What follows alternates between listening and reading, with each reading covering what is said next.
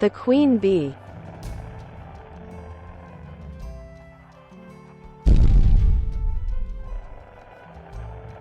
A fairy tale by the Brothers Grimm. Two kings' sons once started to seek adventures, and fell into a wild, reckless way of living, and gave up all thoughts of going home again.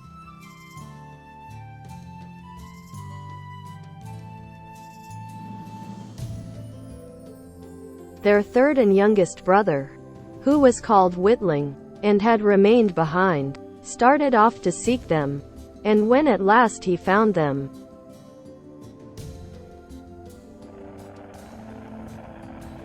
but they all three went on together until they came to an ant hill, which the two eldest brothers wished to stir up.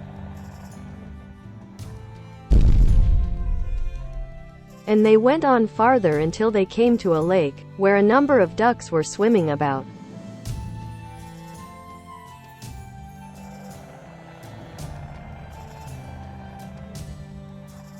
The two eldest brothers wanted to catch a couple and cook them, but Witling would not allow it, and said, "Leave the creatures alone. I will not suffer them to be killed."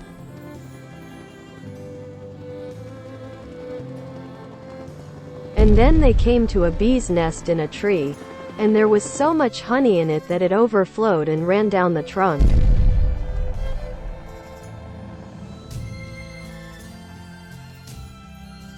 The two eldest brothers then wanted to make a fire beneath the tree, that the bees might be stifled by the smoke, and then they could get at the honey.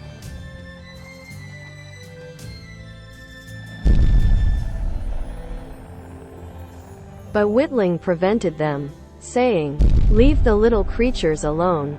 I will not suffer them to be stifled."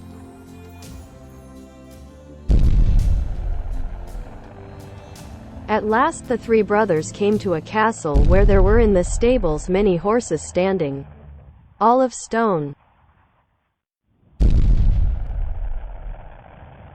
And they saw a little gray-haired man sitting at a table.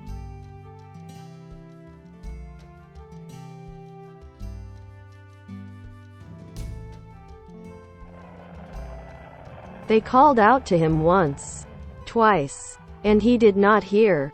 But at the third time he got up, undid the locks, and came out.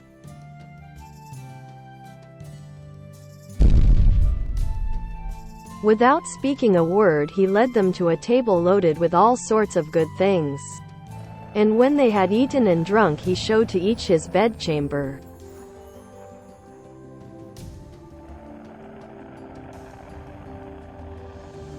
The next morning the little gray man came to the eldest brother, and beckoning him, brought him to a table of stone.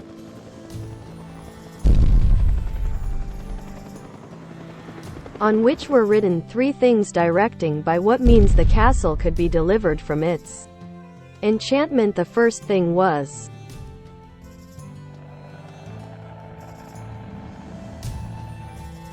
that in the wood under the moss lay the pearls belonging to the princess, 1,000 in number, and they were to be sought for and collected.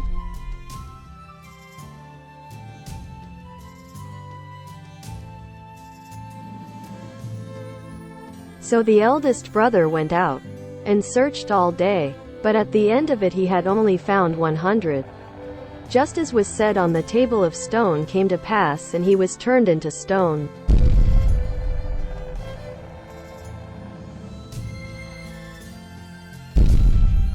The second brother undertook the adventure next day, but it fared with him no better than with the first.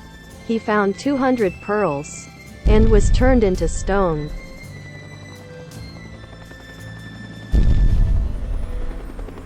Now the second thing ordered by the table of stone was to get the key of the princess's sleeping chamber out of the lake.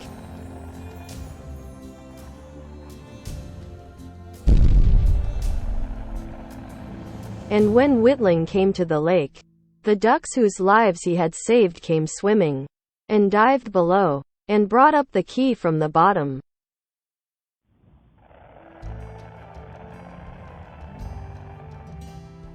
The third thing that had to be done was the most difficult, and that was to choose out the youngest and loveliest of the three princesses.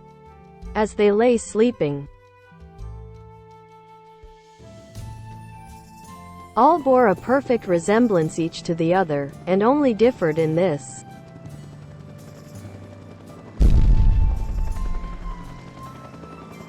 now the queen bee of those bees that Witling had protected from the fire came at this moment, and trying the lips of all three.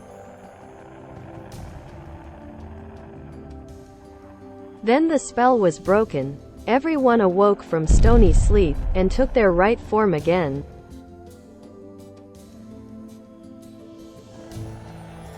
And Witling married the youngest and loveliest princess, and became king after her father's death.